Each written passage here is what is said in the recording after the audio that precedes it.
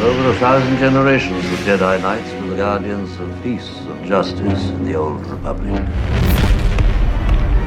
Chronologically, the Clone Wars animated show kicks in at this point. Ahsoka Tano would prove to be a very important and popular character as the Padawan to Anakin Skywalker. I'm Ahsoka? Master Yoda sent me. And Asajj Ventress would be equally memorable as a former Jedi learner who turned to the dark side. That remains to be seen. Many of the Jedi from the prequels would get substantial development on the show, while new members of the Order like Master Amagun Dai would continue to be introduced. Nadar Veb, from the same race as Admiral Akbar, had just graduated to full knighthood when he was killed by General Grievous. Some of these Jedi made inauspicious debuts, like Bola Ropal, who was tortured to death, or Ord Innocence, who was only seen as a corpse. Alas, things would get worse for the Jedi soon enough. The show also gave us Force babies, young ones who were sensitive to that all-important energy field and thus fell under the Jedi gaze at a young age. So cute.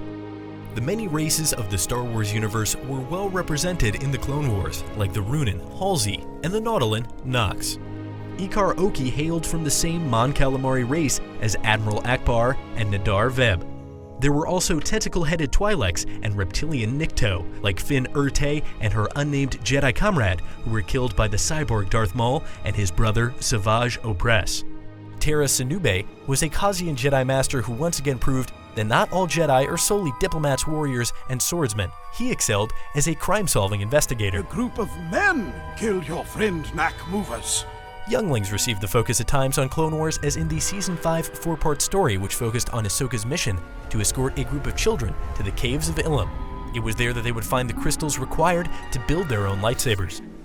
In the episode Night Sisters, we would learn that Kai Narek was Asajj Ventress' master before he died, an incident which in part turned her towards the dark side.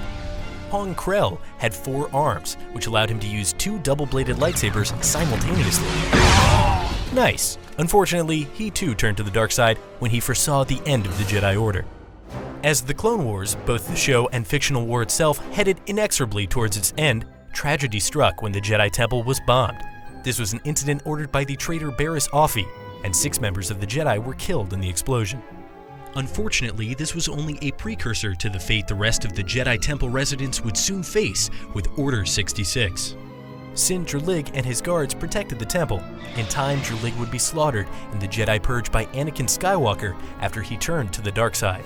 The Mikian twin sisters, Tiplar and Tipli, both met unfortunate ends before the war was even over. Tiplar was killed by one of her own clone troopers when his Order 66 programming was activated prematurely. Sister! And Tipli was cut down by Count Dooku himself. Rig Nema was a Jedi doctor who tended to none other than Yoda at one time. Probably what happens when you approach 900 years old. The last Jedi revealed in the Clone Wars series was Master Tuan, who was seen as a corpse in an unfinished but canon episode of the show, when Obi-Wan and Anakin were sent to investigate her murder.